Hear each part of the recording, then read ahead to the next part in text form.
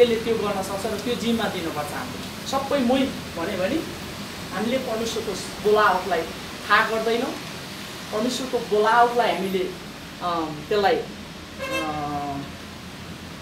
Honour भनेको respect गरेर त्यो परमेश्वरको बोलावटलाई थाहा गरेर चाहिँ हामीले वरदान पनि के हो त्यही अनुसार चलेनौँ भने हामी परमेश्वरको महिमा गर्न हामीलाई सक्ने छैन हामीलाई गाह्रो पर्न जान्छ है अनि अब म तपाईँलाई 11 पदमा 10 पदमा लैजान्छु त्यसकारण अब जा मेरा प्रजा अर्थात् इजरायलीहरूलाई मिस्रबाट निकालेर ल्याउनु म तँलाई फारो कहाँ पठाउँदैछु जा त मोसा अब त्यो 6 लाख मान्छे रोएर 6 लाखभन्दा बढी व्यक्तिहरू रोइरहेछ यस्तो भइरहेछ मैले बोलाएको छु तँलाई मेरो सङ्गतिमा तिनीहरू आउनुपर्छ मलाई आराधना गर्न तिनीहरूलाई त्यसैको लागि मैले बनाएको हो लो अब तँ चाहिँ के गर फारोकोमा जा 11 मा हेर्नुहोस् न मोसाले के भन्छ मोसाले परमेश्वरलाई भने फारो कहाँ गएर इजरायलीहरूलाई मिस्रबाट ल्याउन सक्ने म को हुँ र प्रभु म को हुँ र म कहाँ गर्न सक्छु त्यस्तो काम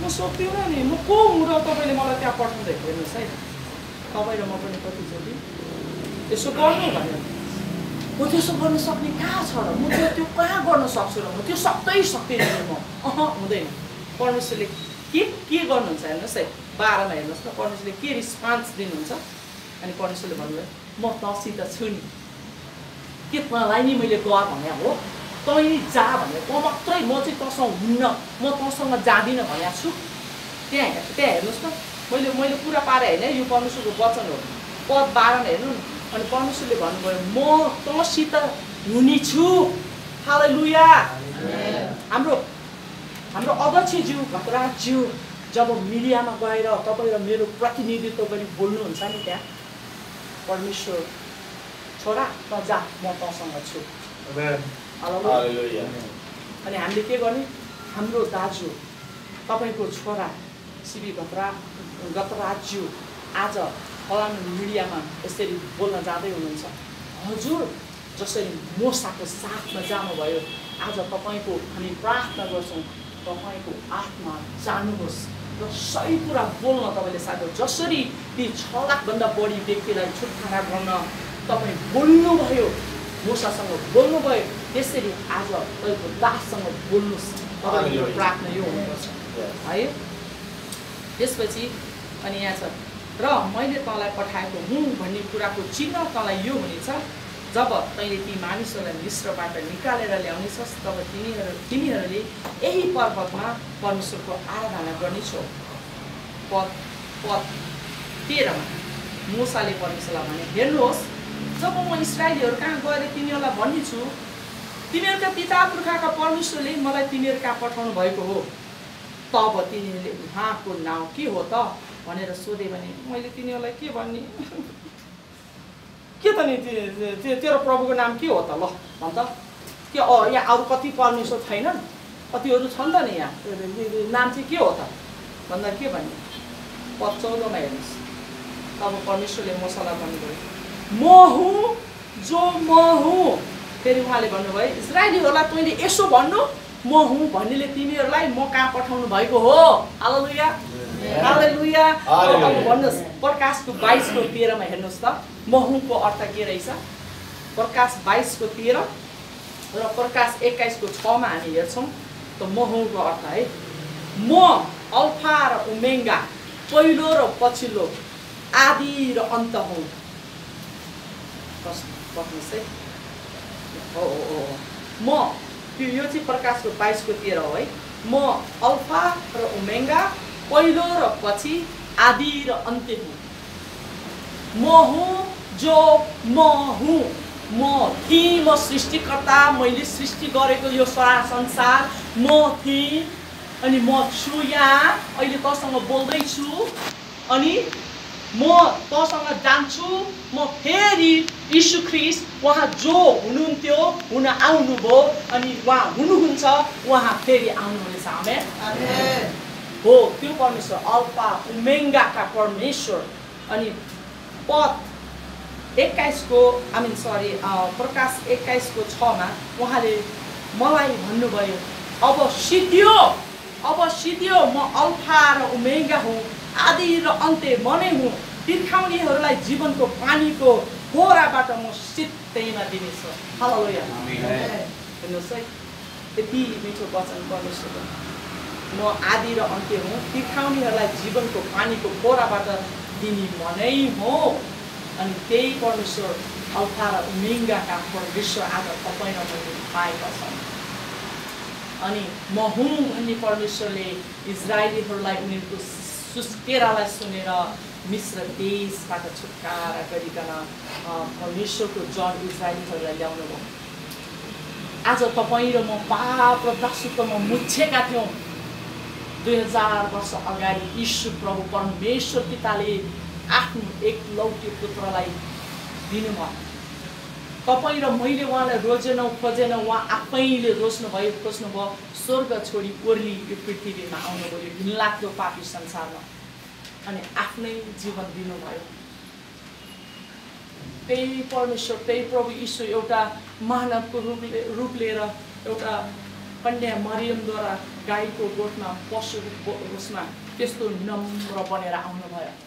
बाइबलमा यस्तो लेखेको छ, नम्र मध्येमा, पृथ्वीभरि नम्र मध्येमा पुरानो नियममा हेर्ने हो भने मूसा हुन्, अनि नयाँ नियममा हेर्ने हो भने यीशु प्रभु जो नम्र बनेर स्वर्गको देश स्वर्ग छोडेर उहाँले यो दुष्टहरूलाई जति गरे नि भने मारिदिन्छु लुजा भनेर नष्ट गर्नु भएन।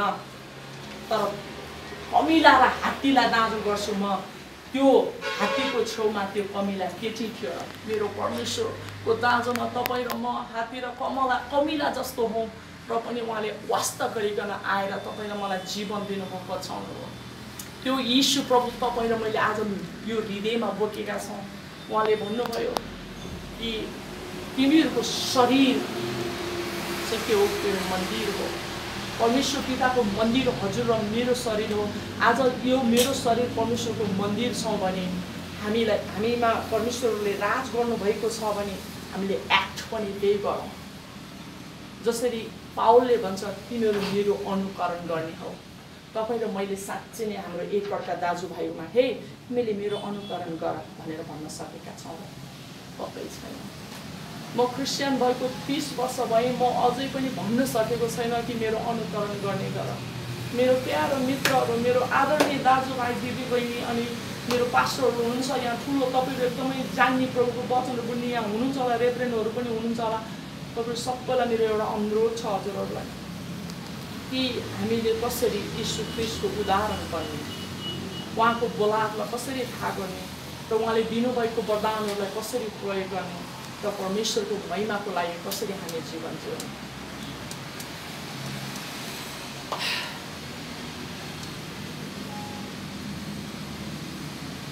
म परमेश्वरलाई धन्यवाद दिन्छु। आज हजुरहरूलाई म यही चुनौती दिन चाहन्छु कि अब हजुरहरू चुप लागेर त्यसै नबस्नुहोस्। परमेश्वर पिताको दान र वरदानलाई थाहा गरी परमेश्वर पितालाई महिमा दिने छोराछोरी बन्नुहोला। अनि मलाई यो अमूल्य समय दिएर परमेश्वरको 2 शब्द यहाँ बोल्ने मौका दिनुभयो। मलाई थाहा छ हजुरको धेरै टाइम मैले दिएँ होला, मलाई थाहा छैन दाइले पनि भन्न पछाडिबाट बहिनी भन्नुभयो त म रोक्ने पनि थिएँ, तर भन्नु भएन। त्यसैले आज म के राख्छु, म छोटो प्रार्थना गरेर तपाईँको सबलाई परमेश्वरले आशिष दिनुभएको होस्। Oh Lord Jesus, thank you so much, Lord God. You so good God. You're so holy, so mighty, so powerful. प्रभु तपाईँ यति सामर्थ्यको परमेश्वर हुनुहुन्छ, यति शक्तिशाली परमेश्वर हुनुहुन्छ। त्यो भएर पनि यो पृथ्वीमा म जस्तो तुच्छ अधर्मी पापीलाई बचाउन आउनुभयो। मलाई बोलाउनु भयो प्रभु, बोलाउनु भयो मलाई प्रभु। तपाईँले मलाई बोलाउनु भयो, तपाईँको राज्यमा मलाई बोलाउनु भयो परमेश्वरको। धन्यवाद तपाईँलाई। ओ परमेश्वर पिता, तपाईँले साँच्चै नै यहाँ यो रुममा हुनुभएको प्रत्येकलाई बोलाउनु भएको छ। उहाँहरूको बोलावटमा उहाँहरूले थाहा पाइकन यो दान र वरदानलाई लिइकन परमेश्वरको महिमाको लागि उहाँले काम गर्न सक्नुभएको होस् प्रभु। हाम्रो नेपाल राष्ट्रलाई हामी तपाईँको हातमा ल्याउँदछौँ। O Lord Jesus, you O God, You have seen our cry. प्रभु तपाईले हाम्रो आँसुलाई देख्नु भएको छ, हाम्रो रुवाइलाई तपाईले देख्नु भएको छ, हाम्रो दुखाइलाई तपाईले देख्नु भएको छ प्रभु। Oh Lord Jesus, जसरी तपाईले मिश्रीहरूको दुःखलाई देख्नुभयो, आज नेपालमा बसेका सम्पूर्ण क्रिस्चियन दाजुभाइको दुःखलाई हजुरले देख्नु भएको छ। हामीहरूको पुकारालाई हजुरले सुन्नु भएको छ र हामीहरूको दुःखलाई तपाईले थाहा गर्नु भएको छ। Thank you Lord Jesus, प्रभु तपाईलाई धन्यवाद भन्दछु। तपाईले हाम्रो मेरो दाजु मेरो भाइहरूलाई यो देशमा रहेर सेवा गर्ने मेरो सम्पूर्ण मेरो मित्रहरूलाई हजुरको हातमा ल्याउँदछु। Lord, you bless them. Father God, your mighty hand over them, Lord God. जति पनि त्यो घमण्डी आत्माहरू छ, सेखी गर्ने आत्मा छ, म को चाहिँ ठुलो हुने भन्ने आत्मा छ, म Jesus name I rebuke that in Jesus name. यीशु ख्रीष्टको रगतको शक्तिमा म बाँच्दछु। यीशु ख्रीष्टको रगतको शक्तिमा हाम्रो देशलाई विभिन्न खलबल्याउने आत्माहरू, झुटो शिक्षाहरू जो हाम्रो देशलाई चाहिँ एकदमै खलबलाइराखेको छ, यो हो कि त्यो हो कि मानिसहरू एकदमै कन्फ्युज गर्ने ती आत्माहरूलाई Jesus name I rebuke in Jesus name, यीशुको नाउँमा। ओ लर्ड जीसस, तपाईले हाम्रो देशलाई बचाउनुहोस्, यो देशका नेताहरूको आँखालाई खोलिदिनुहोस् प्रभु, ताकि यिनीहरूले सही कुरालाई छुट्याउन सकोस्। आज कति हाम्रा नेताहरू एउटा अँध्यारो अन्धकारमा छन्, यिनीहरूले सत्यलाई चिन्न सकेको छैन। प्रभु तपाईको वचनमा भनेको छ, you will know the truth will set you free. Hallelujah. तिमीले सत्यलाई थाहा पाउनेछौ र सत्यले तिमीलाई स्वतन्त्र गर्नेछ। ओ गॉड, फ्रीडम, तपाईले मानिसहरूलाई स्वतन्त्र गर्नुहोस् यो देशमा। यो देशमा रहेर हामीले परमेश्वरको महिमा प्रशंसा चाहिँ एउटा निर्धक्कसित गर्न पाऊ प्रभु। हातमा बाइबल लिएको कारण हामी जेलमा जान नपरोस् परमेश्वर पिता। हाम्रो सृष्टिकर्ता परमेश्वरले यो संसार बनाउनु भयो अनि हाम्रो सृष्टिकर्ताको वचन हामी बोक्ने छौँ। यदि जेलमै जानु पर्यो भने हामी हाम्रो बाइबल लिएर जानेछौँ त्यहाँ, अनि बाइबल पढ्ने छौँ जेलमा पनि। किनभने यो परमेश्वरको वचनलाई कसले रोक्न सक्छ, कसले छेक्न सक्छ? किनकि मेरो सृष्टिकर्ता परमेश्वर, म तपाईको मर्ने बेलासम्म पनि एकमुठी सास सन्जेल म हजुरको सेवा गर्नेछु, हजुरको सेवा गर्नेछु। हालेलुया। Thank you Lord. तपाईको नोइन्टिङ एक व्यक्तिमाथि यो रुममा भएको एक माथि हजुरको नोइन्टिङ दिनुहोस् अनि ब्लेसिङ दिनुहोस्, अनि जे गर्छौँ हजुरलाई महिमा होस्। Jesus name I pray, amen.